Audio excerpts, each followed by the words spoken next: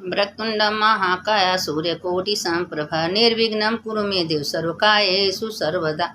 ओम गजाननं भूतगणाधिसेवितं कपित्जमुफलचारुभक्षं उमासुतं शोकविनाशकारकं नमामि विघ्नेश्वरपादपङ्कजं। देखिए, शंकर जी का कथा शिव पुराण हम ज़्यादा तो नहीं, थोड़ा थोड़ा रोज भेजते हैं। अगर आप लोग इतना भी सुन लेंगे तो सबका कल्याण हो जाएगा, क्योंकि शिव पुराण एक घड़ी आधे में पुण्य। बिन सत्संग विवेक न हो, राम कृपा बिन सुलभ न हो। थोड़ा सा शिव पुराण अगर एक अक्षर कान में चला गया तो उसका कल्याण हो जाता है।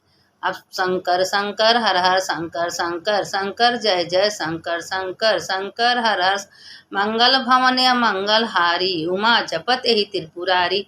बोलो हर हर महादेव, घर घर महादेव, हर हर महादेव शंभो काशी विश्वनाथ गंगे माता पार्वती संघे। ये देखिए, आप लोग हमेशा बोलते रहिए। देखिए शिव पुराण का इतना बड़ा महत्व है कि थोड़ा सा एक आदमी था, उसको बहुत तेज बुखार चढ़ा था। वो कहीं रास्ते में जा रहा था, उसको सत्संग से, पूजा से, पाठ से, कोई मंदिर से कोई प्रेम नहीं था, लेकिन वो कहीं रास्ते में जा रहा था। बहुत बड़ा विद्वान पंडित आए थे, शिव पुराण की कथा कह रहे थे।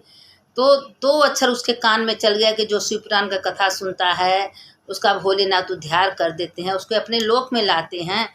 और उसको बहुत तेज बुखार चढ़ा था और वो कथा हो रहा था, कथा सुना और उसी बुखार में वो जाके कथा में थोड़ा सा बैठ गया और शिव पुराण का एक अक्षर उसके कान में चल गया और गया घर में। वो मनन करने लगा कि इतना बड़ा महत्व है शिव पुराण कथा का कि शिव जी उसका कल्याण कर देते हैं। तो ये बताइए कि कल्याण क्यों नहीं करते? इतना पापी चंचुला थी, उसके पति थे जो कि उसके पति 50 हो गए थे, जिंदगी भर व्यभिचारी शराबी वेश्यागामी किए, लेकिन चंचुला ने अपने पति को मुक्ति दिला दी खाली शिव पुराण कथा सुना के। जब सखी पार्वती के बन के गई थी तो पार्वती जी हमेशा बोलती थी कि चंचुला तुम उदास क्यों हो? कहे माता हम उदास इसलिए हैं कि मेरे पति तो बहुत पापी थे, लेकिन हम ये सोचना देखना चाहते हो कि कहाँ है, किस जोनी में है। कहें तुम्हारे पति बहुत बहुत सालों तक नरक में भोगे हैं, इस समय विंध्याचल 50 बने हैं। तो बताइए, शिव पुराण की कथा सुन के चंचुला अपने पति को मुक्ति दिला दी। तो क्या आप अगर लोग शिव पुराण की कथा सुनेंगे तो आप लोग को मुक्ति नहीं मिलेगा? क्या शिव जी आपके ऊपर कृपा नहीं करेंगे? जरूर करेंगे। तो इसीलिए कहते हैं कि जितना हम भेजते हैं उतना आप लोग अगर सुनिए, दूसरों को सुनाइए, लाइक करिए, शेयर करिए तो सबको पुण्य की भागी मिलेगा।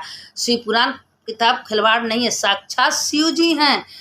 जो शिव पुराण का कथा पढ़ता है, जिसके घर में होता है, सुनता है, दूसरों को सुनाता है, समझा स्वयं शिव जी आपके घर में विराजमान है और पार्वती माता, गणेश, कार्तिक सब विराजमान है। तो इसीलिए कहते हैं कि थोड़ा थोड़ा शिव पुराण रोज़ सुनना चाहिए। तो हम आप लोग को समय नहीं, आप लोग काम करते रहिए, खाना बनाते रहिए, पूजन इधर उधर घूमते रहिए, सोइए, कथा सुन लीजिए, किसी तरह से सुनिए, कान में जाना चाहिए। अब पार्वती जी और शंकर जी भी चल रहे थे। उनका रोज़ का नियम है कि रोज़ सवेरे संध्या लोग निकलते हैं और नंदी को बुलाए, नंदी पर बैठ गए और नंदी पर बैठ के निकल गए काशी घूमने के लिए। जब काशी घूम रहे थे तो पार्वती माता से कह रहे हैं, भोलेनाथ पार्वती देखो कि दुनिया में लोग कैसे कैसे हैं, गरीब भी हैं, अमीर भी हैं। और जिसको थोड़ा सा धन हो जाता है उसको इतना अहंकार, इतना घमंड हो जाता है, वो सोचता है कि हमारे बराबर कोई दुनिया में है ही नहीं है। और उसी में एक गुड्डू नाम के लड़का था और उसके माँ थे, बाप थे, बीबी, बच्चे थे, लेकिन उसके घर में कोई जरिया नहीं था पैसे कमाने के लिए। तो एक सेठ के दुकान पर मुनि भी कर रहा था। तो पार्वती से शंकर जी भोलेनाथ सुना रहे थे, तो मुनि भी कर रहा था। तो लेकिन एक पैसा इधर से उधर नहीं करता था, जितना देकर जितना पैसा बनता था उतना देता था, न किसी से एक पैसा लेता था और न किसी को एक पैसा देता था, एकदम विश्वास के साथ, ईमानदारी के साथ। लेकिन हाँ, भोलेनाथ का नाम लेता था, भोलेनाथ का नाम लेके करता था कि भोलेनाथ आप ही मेरे जीविका है, मेरे परिवार को चलाने वाले आप हैं। और भगवान पार्वती शंकर जी तो घूमते रहते हैं, वो हमेशा खुश होते थे। कहें पार्वती सुन, देखिए भोलेनाथ आपके भक्त कैसे कैसे दुनिया में हैं। लेकिन एक दिन क्या हुआ कि उसको देख के सब, देखिए अच्छे लोग को सब चिढ़ते हैं, पूरा गांव मोहल्ला टोला जो नौकरी में मुनीबी में करते वो सब चिढ़ने लगे, उसको चढ़ने लगे। आप लोग देखिए, अगर मेरे बातें का विश्वास, शिव पुराण लेके उसको पढ़िए, देखिए कि सब कथा है कि नहीं है। जब पढ़ेंगी तो जानेंगी। ये शिव पुराण की कथा हम आप लोग को भेजते हैं और कहानी टाइप में भेजते हैं, उसको हम पढ़ते हैं, उसके बाद कहानी टाइप में हम आप लोग को भेजते हैं। तो उसमें क्या होता है जानती हैं कि अब वो मुनि जी टाइप का काम कर रहे थे। अब जितने लोग थे सब चिढ़ने जाते, अच्छे लोगों को तो सभी दुश्मन होते हैं। अब चिढ़ने जरने वाले बहुत थे कि कैसे इसका तारीफ सेठ कर रहे हैं, सेठ के दुकान पे काम कर रहा है, इसका बहुत तारीफ होता है, इसका तनख्वाह भी बढ़ रहा है, इसको हम लोग चोरी का इल्ज़ाम लगाएंगे। अब उसी में एक दिन क्या हुआ कि जो पैसा उसके पास आया, पैसा रखा और उसी में 2-4 जने चोरी के किसी बहाने से उसके पीछे तो पड़े थे और उसके पैसा निकाल लिए। जब पैसा निकाल लिए तो सेठ कहा कि आज का पैसा कहाँ गया? अब सोचा, कहा कि हम तो पैसा लिए नहीं हैं। और सब कहने लगा कि इन्हीं के हाथ में सब रहता है, देना लेना लिखा पढ़ा सब इसके हाथ में रहता है, इसके सिवा कौन चोरी करेगा? कोई दूसरा चोरी कर ही नहीं सकता है, यही किया है। अब वो अपना बीच बार बार कह रहा है देखिए हम पैसा नहीं चोरी किए, हम नहीं चोरी किए। अब सेठ कहे कि जाओ, अगर मेरा पैसा नहीं वापस करोगे तुमको नौकरी से निकाल देंगे। अब वो घर गया, बहुत चिंतित हुआ, भोलेनाथ से कहने लगा, हे भोलेनाथ, कोई जानता या ना जानता आप तो जानते हैं ना, मैंने पैसा तो नहीं लिया है, मेरे को चोरी का इल्ज़ाम लग गया, मैं क्या करूं? अब भोलेनाथ और पार्वती सब सुन रही हैं। अब ये सब एक दिन जाते जाते एक जंगल में गया, पेड़ के नीचे बैठ गया, बैठ के पेड़ के नीचे अपना सोच रहा था कि मैं क्या करूं, कहाँ जाऊं। तो सेठ जो हैं वो उसको लेके राजा के पास गए न्याय करने के। राजा के पास गए, उस सेठ का बहुत पहले का पुराना मित्र थे वो, सेठ का पुराना मित्र राजा थे। तो राजा कह रहे तुम कहाँ? कहे हम सेठ हैं, आप राजा हैं, और देखिए इनका चोरी का इल्ज़ाम लगा है, सब कहा चोरी यही पैसा किया है। अब वो सेठ मित्र थे, राजा को भी मानना पड़ा कि यही चोरी किया है। तो कहें जाओ 10 दिन का मोहलत दे रहे हैं, 10 दिन में किसी तरह से तुम सेठ का पैसा वापस कर दो, नहीं तो फिर तुम घर द्वार नौकरी से सब जाओगे। वो बड़ा चिंतित रहा, पैसा तो हम चुराए नहीं है, तो दें कहाँ से? तो कहे का भोलेनाथ, ईमानदारी और विश्वास का यही फल मिलता है। जो विश्वास से काम करता है, जो मेहनत से करता है, जो ईमानदारी से करता है, क्या उसको चोरी लगता है, उसको इल्ज़ाम लगता है? तो आप तो जानते हैं ना प्रभु भोलेनाथ, पैसा मैंने नहीं लिया है, पैसा कैसे दें? सेठ का पेड़ के नीचे बैठ के बेचारा रो रहा था। और उसी में एक महात्मा साधु बन के पेड़ के ऊपर से उतर आए। कहें बेटा क्या हुआ, तुम क्यों इतना दुखी हो, चिंता हो? कहें क्या करें महात्मा, ऐसे ऐसे बात है, हम एक दुकान पर सेठ के काम कर रहे थे और उसमें इल्ज़ाम लग गया कि हम पैसे चोरी किए, हम तो पैसा चोरी किए नहीं हैं। तो कहें हाँ बेटा, तुम्हारे चेहरा से लग रहा है तुम पैसा नहीं चोरी किए हो। तो कहें कि कैसे हम पैसा दें, उनका पैसा है 3-4 लाख रुपया, हम कहाँ से भरेंगे, हम गरीब मनई, हमको तो जितना तनख्वाह मिलता है उतने में अपना। कहें बेटा तुम बहुत ईमानदार, बहुत विश्वासी हो, और जो विश्वास से ईमानदारी से काम करते हैं, कोई साथ दे न दे उसका साथ भोलेनाथ देते हैं। देखिए बार बार हम कहते हैं कि अगर आप लोग विश्वास करके भगवान पर चलेंगी तो भगवान एक दिन आपका साथ देंगे। बुरे लोग का साथ भगवान कभी नहीं देते हैं, अच्छे लोग का साथ भगवान भी देते हैं। अब वो क्या हुआ कि जो महात्मा थे वो कह दिए कि तुम ऐसा करो कि तुम जाओ सेठ के पास और सेठ से कह दो कि जो तुम्हारे तीसरे नंबर के काम करता है उनसे पूछो और उनसे कहो कि तुम मेरे पैसा लिए हो। तो उस चोरी लोगों को तो पता चल ही जाता है। तो गया तो कहे कि देखिए मुन्नी सेठ, हम पैसा नहीं लिए, जो ये काम किया हमको कलंक लगाने के लिए पैसा। तो कहे हम पैसा नहीं लिए, कहे तुम लिए हो, अगर तुम नहीं दोगे तो समझ जाए कि तुमको पुलिस को बुला के बंद कर दें। अब भैया भोलेनाथ का कृपा देखिए, भोलेनाथ का महिमा देखिए, भोलेनाथ का कृपा कितनी बड़ी होती है। उसको बेचारा को गांव से निकाल दिए लोग, और राजा भी कह दिए कि अगर 10 दिन के अंदर पैसा नहीं वापस करोगे तो तुमको हम जेल खाने में डाल देंगे। और वो चिंतित था, देखिए महादेव कैसे साथ दिए। अब महादेव उसको पकड़वाने के लिए बोले तो कह दिया जाए कि अब उस तो चोरी तो किया था, वो तो बेचारा निर्दोष था, उसको खाली कलंक लगाने के लिए, नौकरी से निकालने के लिए उसको फंसाए थे। तो कहा पैसा तुम चुराए? कहे हम पैसा नहीं चुराए हैं। कहे तुम ही बता दो सच सच, नहीं तो पुलिस को बुला के बंद करा देंगे। कहे अच्छा, कहे ठीक है, हाँ तुमको मुनि सेठ बहुत मानते थे और इसीलिए हम पैसा चुराए हैं। अब सेठ के सामने बक दिया। अब सेठ अब वो क्या किए कि राजा के पास ले गए। कहें बताइए हम तो पैसा लिए नहीं, तो हम तो आपको ज़िंदगी भर ईमानदारी से मेहनत की है, क्या जो ईमानदारी से काम करता है वही किसी का पैसा चुरा सकता है? अब सेठ एकदम लज्जित राजा के पास ले गए। कहें राजा ये तो निर्दोष है, कभी कोई पैसा चुराया ही नहीं है, चुराया तो पैसा ही मेरे काम करता है इसको फंसाने के लिए। अब राजा कहें कि तो बहुत गलत काम है, वो तो अच्छा आदमी को तुम फंसाए, उसको हम भी इल्ज़ाम लगा दिए सेठ की वजह से, हम लोग तो पाप के भागी बन गए हैं। अब क्या हुआ, जो पैसा चुराया था उसको राजा जेल खाने में डाल दिए और वो जितना पैसा लिया था उतना सेठ को वापस किया। जब वापस किया तो गया वो महात्मा के पास और उसके पैर पर गिर के इतना रोया कि महात्मा आप न होते तो मेरा जीवन तो व्यर्थ हो जाता, मैं तो पैसा। कहे नहीं, अच्छे लोगों का भगवान साथ देते हैं बेटा, वो तो शंकर जी थे। कहे अच्छे लोगों का भगवान साथ देते हैं, तुम चिंता क्यों पड़े, तुम इतना भगवान का नाम ले रहे हो, मंदिर जाते हो, जप करते हो, भगवान का नाम से उठते हो, बैठते हो, काम करते हो और कहते हो कि मेरे शिव जाने, मेरे भोले ने जाने, मेरे विश्वनाथ जाने, तो क्यों भोलेनाथ तुम्हारा साथ नहीं देंगे। भोलेनाथ तो एक दलिद्र दुखियारी का सबका साथ देते हैं, अहंकार का साथ भोलेनाथ नहीं देते। जिसके अंदर अहंकार, मैं, घमंड, मेरे बराबर कोई दुनिया में है नहीं, मेरे से सुंदर कोई नहीं, मेरे से पहनने ओढ़ने वाला कोई नहीं, उसका साथ कभी भगवान नहीं देते हैं। भगवान कहते हैं कि नॉर्मल मन साफ सुथरा जो मेरे पास आता है वही मेरा ही है। अब भगवान को क्या चाहिए, भगवान के पास बताइए कुछ कमी है।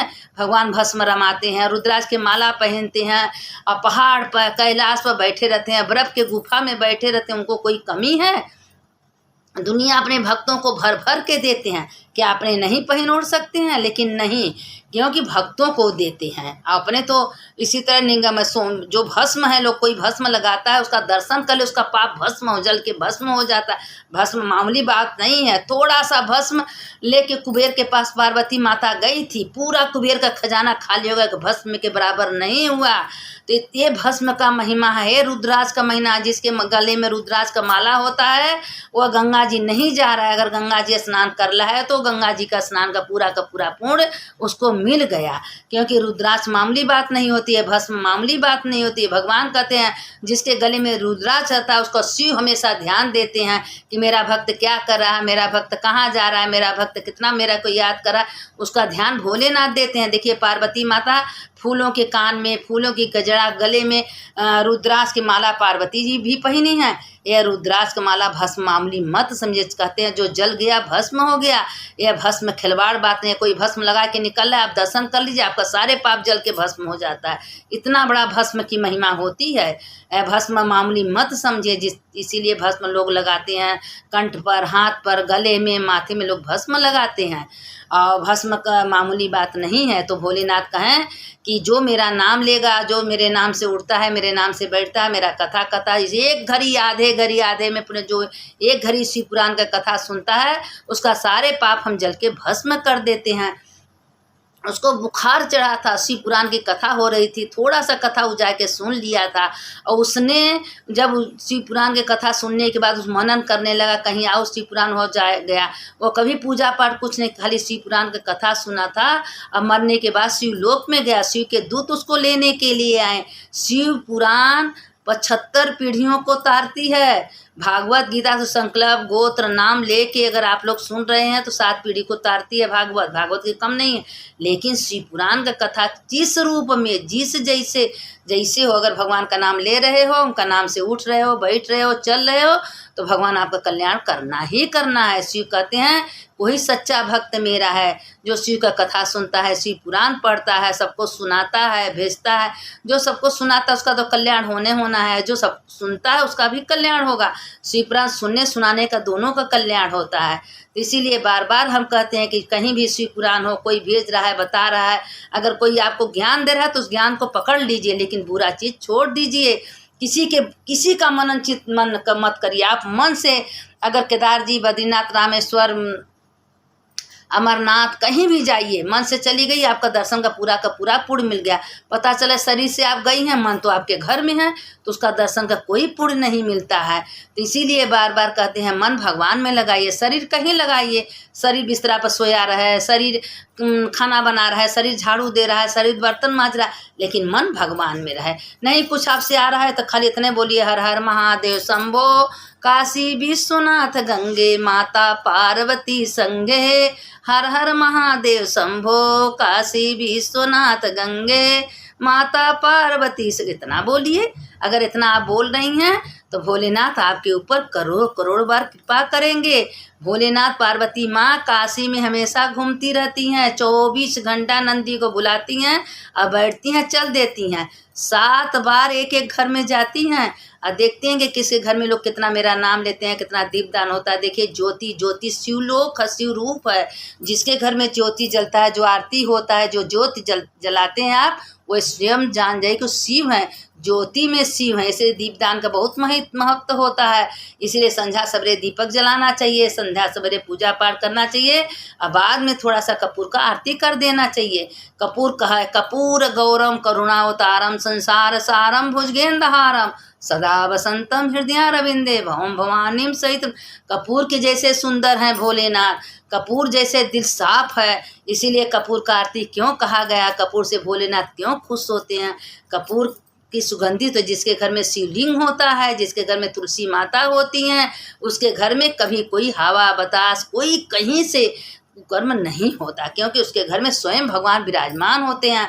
तो जब पार्वती जी के लेके भोलेनाथ हमेशा घर घर घूमते हैं और कहते हैं, देखो पार्वती, यही घर हमको सबसे प्यारा होता है कि इस घर में हर समय संध्या सवेरे मेरा नाम होता है, दीपदान होता है, पूजा होता है, पाठ होता है, ज्योति जलता है। उस घर में हम वास करते हैं, सबके हृदय में वास करते हैं और उसके घर में कोई प्राणी कभी दुखी नहीं रह सकता।